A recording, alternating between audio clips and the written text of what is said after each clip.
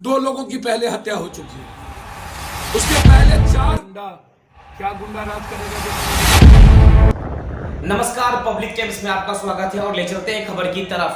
बिहार में अपराधियों की तांडव फिर से हो गई शुरू। जिस तरह से कोरोना से लोग मर रहे थे और डर रहे थे, उसी तरफ दूसरी तरफ अगर कटिहार की बात करें, लगातार अपराधियों की तांडव पे तांडव स्टार्ट है। मगर सरकार, बिहार सरकार और महागठबंधन की सरकार की अगर बात करें तो लगातार लगाम कस रही है उस अपराधियों के ऊपर जो खुलेआम निहत्थे घूम रहे हैं और महादलित परिवार को परेशान किया जा रहा है। जिस तरह से कटिहार का मामला सामने आया और हमारे साथ जो जुड़ चुके हैं जाप सुप्रीमो के राष्ट्रीय अध्यक्ष मधेपुरा के पूर्व सांसद पप्पू यादव जी।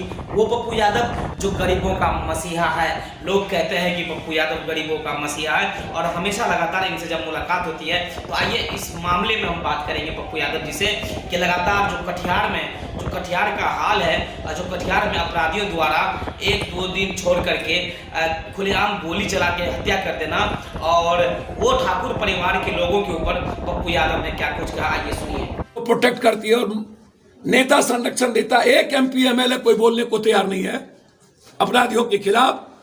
और हमारी पार्टी और सब पार्टी 56 और 57 को टिकट देती है। हमें सोचना पड़ेगा, गरीब और आम जाति को गले लगाना होगा। हम अपराधी की बात कर रहे हैं, जाति की नहीं। लेकिन यदि जाति कोई हो, जाति सूचक का गाली नहीं दिया जा सकता। और जितनी बड़ी घटना घटी और लगातार ये अपराधी आतंक का माहौल है, इसके खिलाफ मरो और मारो।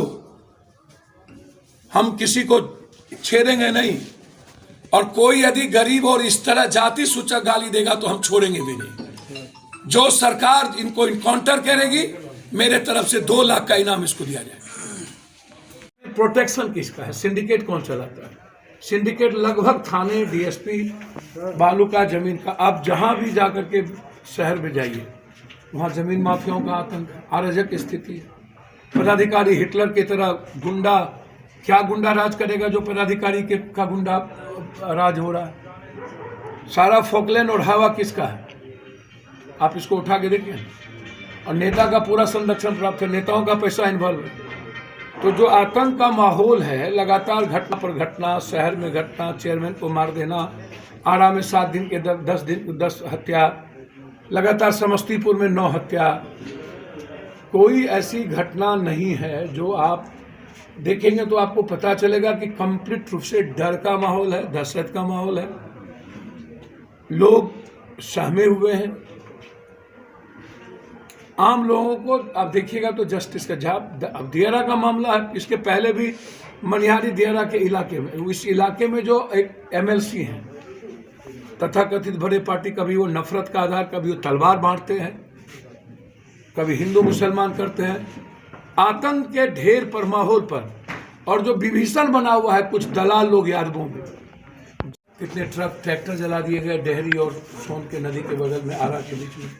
आरा और बक्सर के बीच में लगातार घटनाएं घट रही है। फिर मुंगेर से लेकर के भागलपुर कहलगांव का जो दियारा है वह खूनी संघर्ष के लिए जाना जाता है। और उसी तरह छपरा से लेकर के दानापुर का जो दियारा है, आरा का जो दियारा है, वो खूनी संघर्ष के लिए जाना जाता है।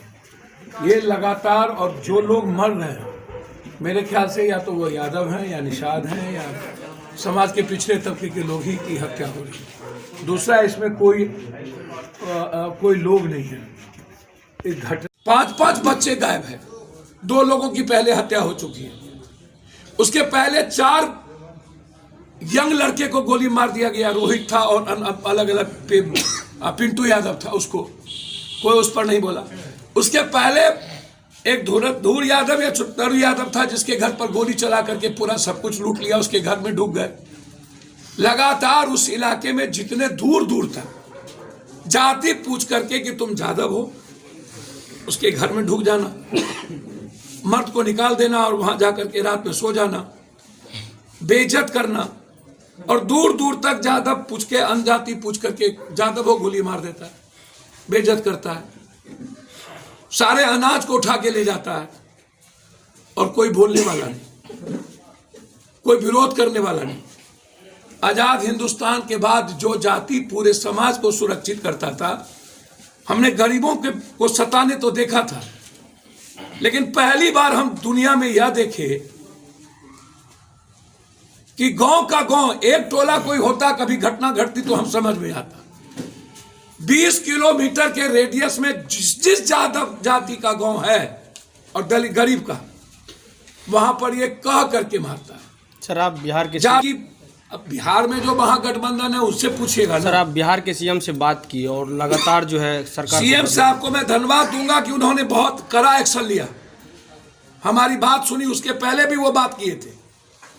आज ही वहां पर बीएमपी चला गया, एसपी साहब खुद सबसे मिल रहे हैं।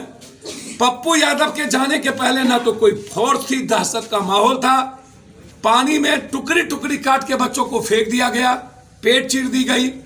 उस पार से दूध बेचने वालों से पैसे लिए जाते हैं, वसूले जाते हैं, दूध नहीं जाने दिया जाता है। आए घर से बाथरूम नहीं जाती है। क्या मृतक के परिजन को मैंने कल 25-25 हजार रुपया सरकार से 20 लाख का मैंने मांग किया। और मैं बहुत क्लियर, जब आप बाघ को पागल हो जाता है तो गोली मारते हो, हाथी पागल होता है तो गोली मारते हो, अपराधी पागल होता है तो उसको गोली क्यों नहीं चलती है? तब इसके राइफल की गोली क्यों जेब में रह जाती है? कब तक ये अपराधी बचेगा? जो पुलिस इस अपराधी का जो भी कोई ऐसे अपराधी जो सिर्फ बेटियों के साथ मां की बेइज्जती करता हो और आजाद हिंदुस्तान के बाद पहली बार राइफल के नोक पर जाति सूचक का गाली दी, ऐसे लोगों को जीने का राइट नहीं। या तो मर जाना चाहिए। हम तो लोकतंत्र में कानून के सहारे ही चलेंगे। हम पूरा दियारा की आजादी, आतंक की आजादी, जिसकी लाठी उसकी भैंस नहीं चलेगी।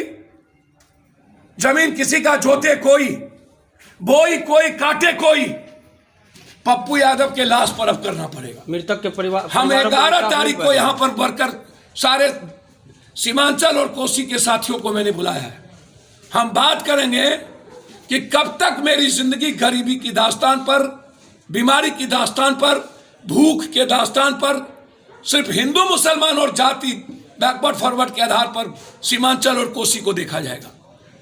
हम फ्रीडम चाहते हैं, गरीबी से, बीमारी से, बाढ़ से और आतंक से। इसीलिए 11 तारीख को हमने जो बीच का स्थान है खुर्दा, हमने सारे साथियों को बुलाया है। और फिर हम निकलेंगे या तो मनिहारी से या तो किशनगंज से, पैदल इस 7 जिले के गांव जो गांव होते हुए। सबसे पहली होगी मेरी दियारा और टाल की आज़ादी।